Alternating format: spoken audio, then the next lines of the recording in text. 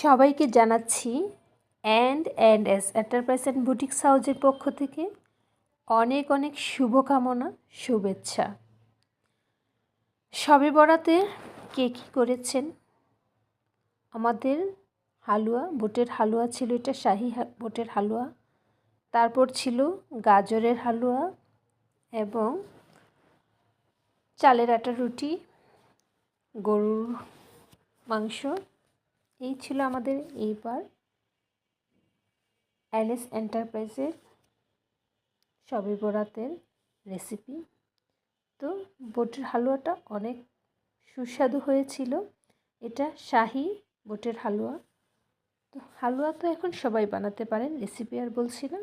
এই যে আমি প্রথমে বুটটাকে দুধ দিয়ে, এলাচি 3-4টা আর দারুচিনি দিয়ে ভালো করে ফুটিয়ে সিদ্ধ করে নিয়েছি। তারপর ব্লেন্ডারে দিয়ে ব্লেন্ড করে এরকম নেড়ে চেড়ে হালুয়া তৈরি করেছি।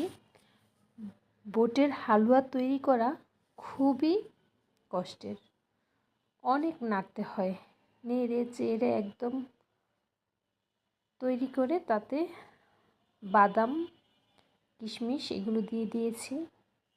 যেহেতু এটা শাহি বুটের হালুয়া, এটাতে একটু ঘি বেশি যাবে।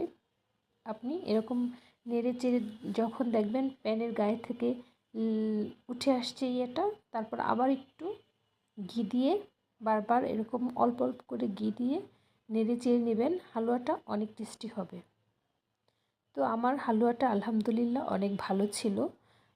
আপনারা সবাই জানেন আমরা একটু ব্যক্তিগত অসুবিধার কারণে আমাদের অ্যান্ড-এস এন্টারপ্রাইজ অ্যান্ড বুটিক্স হাউজের পিঠার ডেলিভারি দেওয়াটা বন্ধ রেখেছি। তাই এখন আপাতত আমরা অর্ডার নিচ্ছি না। যখন আমরা অর্ডার নেওয়া শুরু করব, ইনশাল্লাহ সবাইকে জানিয়ে দেব। আর এই কথা বলতে বলতে আমাদের হালুয়াটা তৈরি হয়েছে। দেখেন, এটা হলো আমাদের হালুয়ার ফাইনাল লুক। খুব সুন্দর হয়েছে।